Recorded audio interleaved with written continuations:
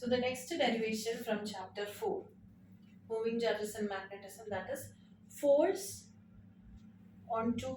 force between two parallel current carrying wires. So you have two parallel current carrying wires. Okay, so here both currents are going up. Let us assume both currents are moving in the upward direction. Okay, so there will be a magnetic field due to this current carrying wire.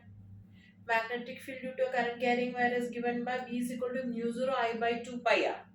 So if you have a current carrying wire like this,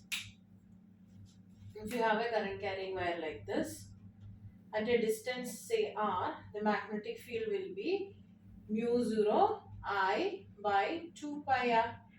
So due to this first current carrying wire, there will be a magnetic field at this r distance. Okay, and the second current carrying wire is placed at that magnetic field.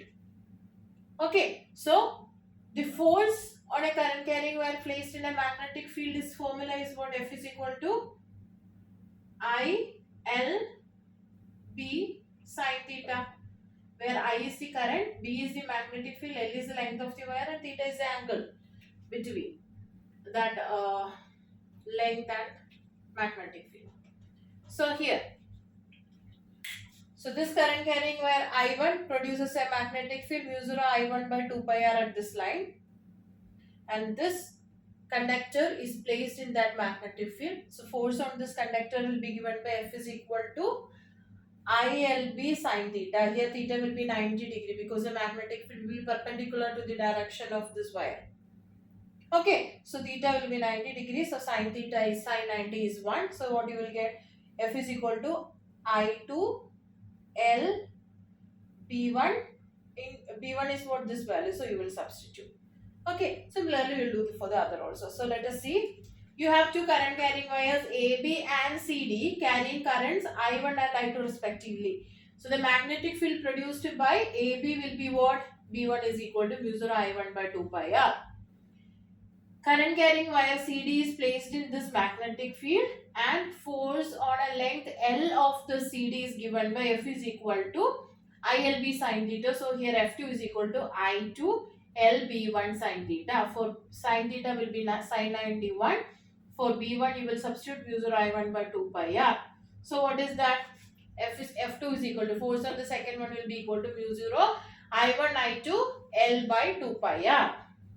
Similarly, the second wire will be producing a magnetic field here, that is given by B2 is equal to mu 0 I2 2 pi r, and this AB is placed in this magnetic field, right? So force on AB will be what? I1 L B2 sine 90, I1 L mu 0 I2 by 2 pi r. So mu 0 I1 I2 by 2 pi r into L. So what is basically force on second wire due to first as well as force on first wire due to second? Both forces are equal. Okay, now here the both currents are in the same direction, right? So this force will be attractive. If both currents are in the same direction, if this current and this current in the same direction, then the force will be attractive.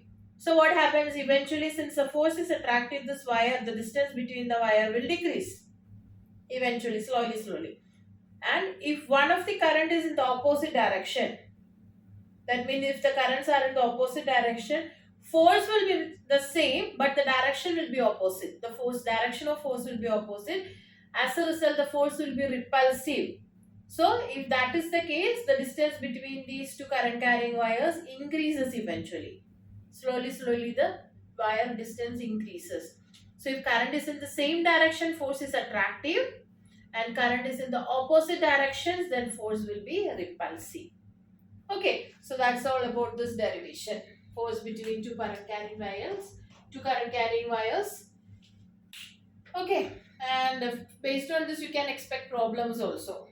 So formula will be mu 0 I1 I2 L by 2 pi r, where L is the length of the wire and R is the distance between the two wires. Okay, note it down.